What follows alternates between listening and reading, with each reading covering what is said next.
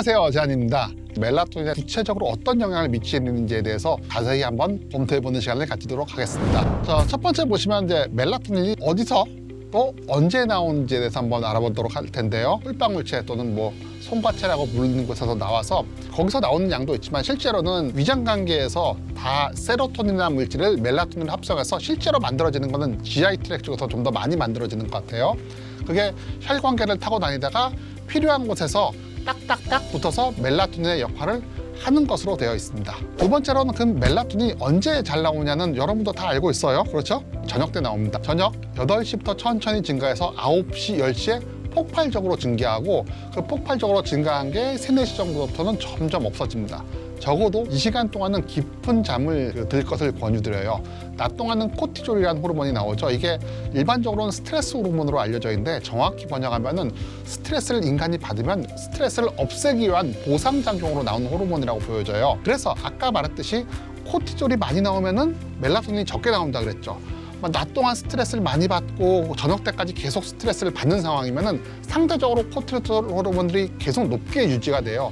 이럴 경우 멜라토닌에 나오는 시간이 점점 쉬프팅, 약간 옆으로 이동하면서 생체 리듬이 흐트러지게 됩니다. 여기서 이 웬 멜라토닌이 언제 나오는 거에 대한 아주 중요한 개념이 있는데요. 이게 내가 시간이 바뀌었다고 막 함부로 바뀌지 않아요. 일주기 리듬은 단순히 빛에 노출되거나 머릿속에서 멜라토닌이 나온다는 그 의미를 넘어서서 세포 하나하나에 다 박혀있는 일주기 리듬이기 때문에 웬만하면 이 시간을 지키는 게 가장 좋다고 보여집니다. 멜라토닌이 하는 역할, 진화론적으로 한번 살펴보면은 2억 5천만 년 전에 이제 그레이트 옥시전 이벤트라고 하는 산소를 폭발적으로 이용하는 그 시기에 항산화 물질로 멜라토닌이 원래 개발됐다 그랬죠. 그러다 쭉 하다가 6천만 년 전부터는 면역 시스템을 이용할 때 썼고, 식물들은 이제 이거를 그로스 호르몬, 성장 호르몬으로 이용했고, 그 다음 세 번째로 이용한 것들이 일주기 리듬을 찾는데 이용하기 시작했어요. 그리고 일주기 리듬을 만든 다음에 진화론적으로 발달되면서 슬립, 수면으로 멜라토닌을 이용하기 시작했고, 그 마지막으로 이용한 게 안티캔서입니다. 이 5가지는 인간과 동물이 공통으로 가지고 있다고. 멜라토닌이 진화론적으로 점점 방사한다, 다이버전스, 방사한다고 표현했잖아요. 인수 공통으로 있는 그 5가지를 영역을 넘어서 인간에게 좀 더 특성화되게 멜라토닌이 작용하기 시작했습니다.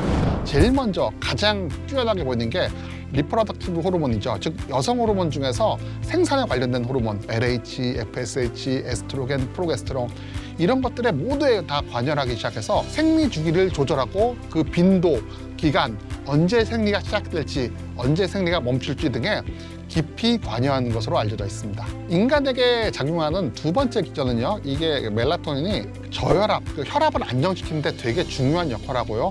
콜레스테롤 수치를 안정시키는 데도 중요한 역할을 합니다. 거기다가 전번에는 안티옥시던트라고 항산화에만 집중됐다면 이 항산화를 넘어서 안티인플라멘터리, 항염증 작용까지 되게 강력하게 작용함으로 인해서 면역 시스템과 그리고 우리가 메타볼리즘이라고 하는 여러 가지 대사에 깊숙이 관여하고 있다고도 알려져 있죠.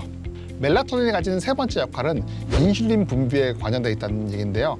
정확히 말하면은 낮은 농도의 멜라토닌은 인슐린 리셉터를 망가뜨리게 돼요. 이 망가진 인슐린 리셉터에서 인슐린 저항성이 증가되고 인슐린 분비나 인슐린의 활동, 이런 것들이 조금씩 틀리게 되면서 대사적인 문제를 유발시킬 수 있습니다.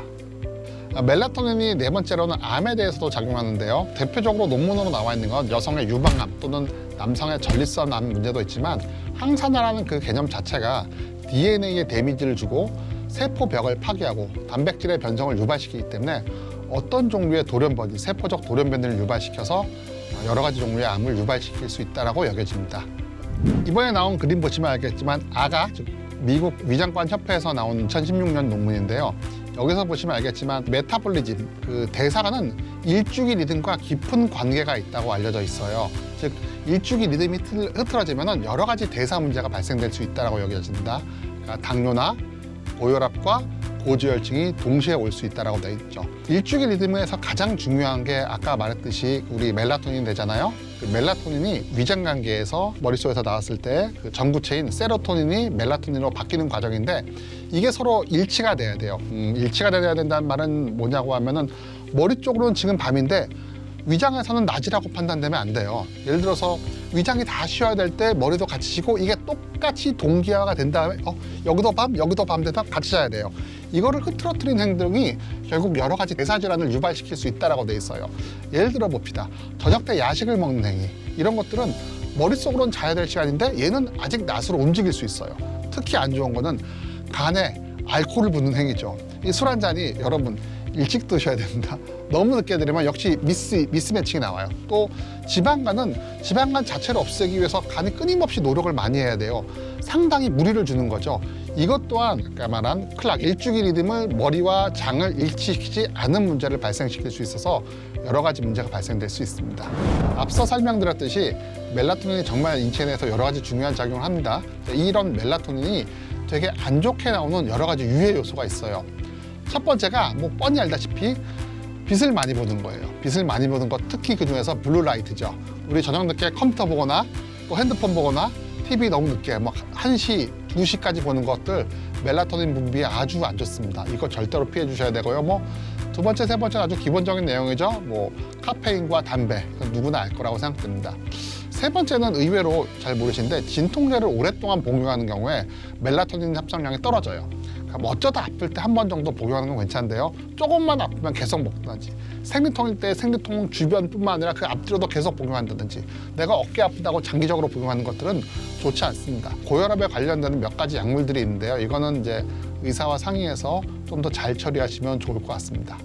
제가 말씀드렸던 부분이 멜라토닌 합성을 직접적으로 방해하는 요소입니다.